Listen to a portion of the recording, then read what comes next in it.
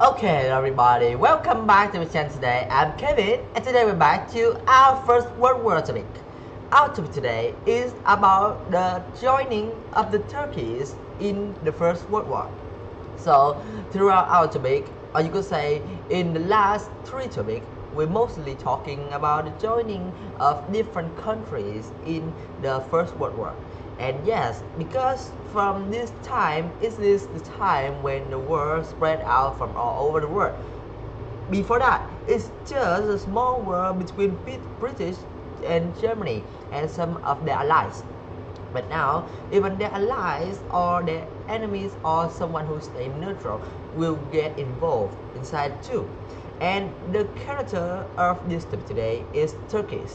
So, for you guys know, Turkey is not a true neutral country. It's not staying on, let's say, on its side.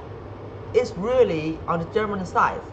So just day before the outbreak of the war, the Turkish government has signed an alliance with Germany against Russia for the first 2 months, and the Turks remained neutral. Then, on October 29, their fleet joined two German warships in an attack on the Russian fleet in the Black Sea. From this point on, Turkey was officially in a war of the side with the Central Powers. So, in 1914, the Ottoman Turkish Empire, ruled by Sultan Mehmed V, was the shadows of its former glory.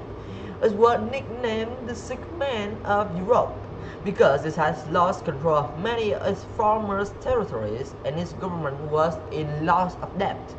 The Sultan's powers was on the wane too. Since 1908, Turkey has effectively been run by a political party known as the Young Turks, led by a politician named Enver Pasha. They had modernized the Turkish government and its armed force, and between, or you could say, in that time, the new government of Turkey think that having an alliance with Germany will help it to win back their lost empire.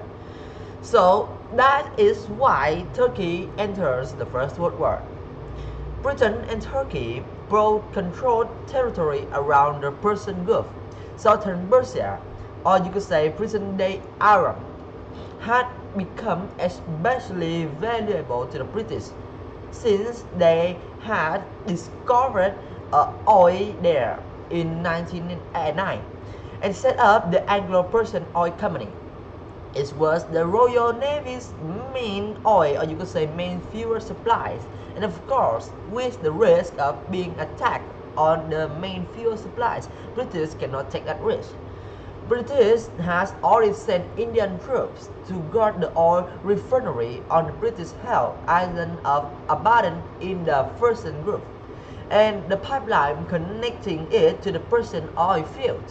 When Turkey declared war, the British government in India decided to invade to invade Turkish Mesopotamia, or nowadays is Iraq. If they could capture Persia and the surrounding area, they would be able to secure the oil supplies. So that means they could keep fighting with Germany and also not wasting the risk of losing their fuel supplies. So that even when they lost their oil, they still take a chance to win back the Turkey government, and then they take back the fuel supplies later, so that they could save both. And that means they could get more territory to move the troops and also save their fuels so that they could keep the navies and warship battle on the sea with Germany. So Indian troops advanced overland from Abadan into Mesopotamia. At the same time, British naval units set up the Euphrates to join them. The combined force made only some weeks, or you could say just a week, uh, so that they could really taking the Persia.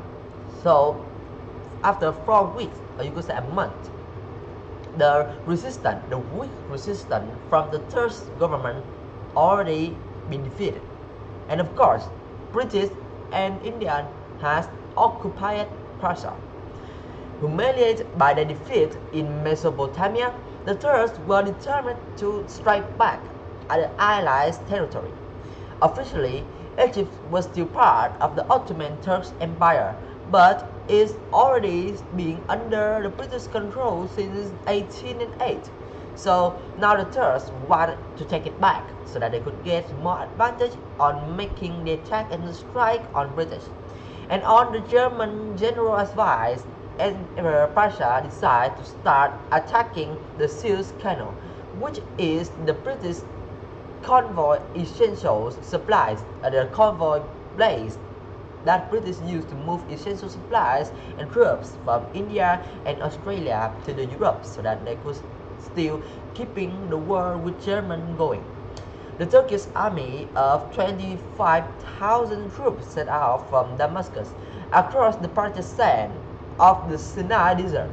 Those soldiers, they were trained to march vast distance in extreme condition on very little food. They made the journey without losing a single man, which means saving all of their troops.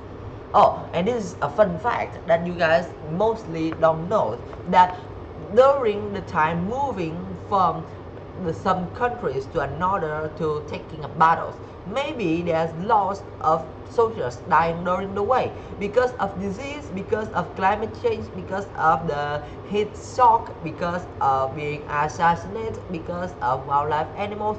There's a lot of things that cause the death of the soldiers, and that thing is the main things that sometimes the numbers of men in a real fight is not as much as it was reported months ago, because during that time maybe there's more people that already died.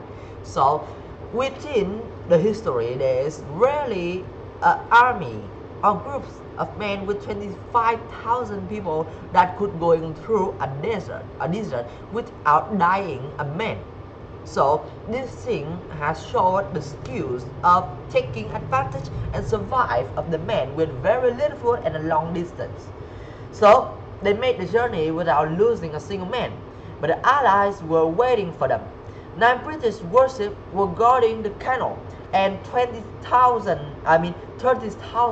British and Indian troops counter-attacked with machine gun fire from the opposite bank.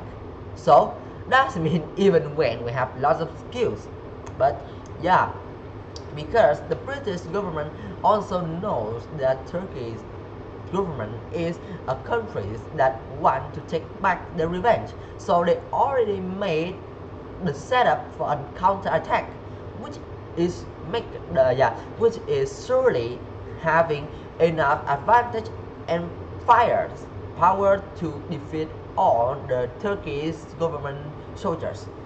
And of course, with that, the Turks suffered and 1,200 casualties and retreat into the desert, back and wait for another time. So that's all I want to say with you guys today about the joint of Turkey into the First World War and about how they was defeated by British.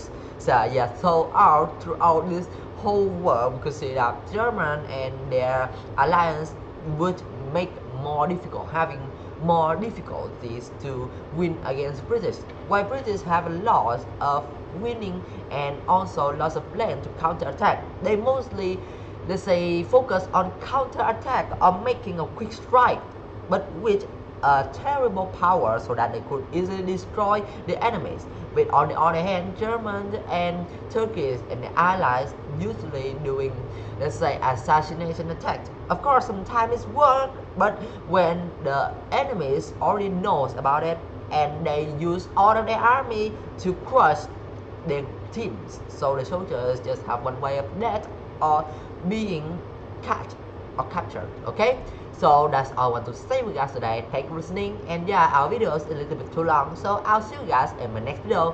Bye bye.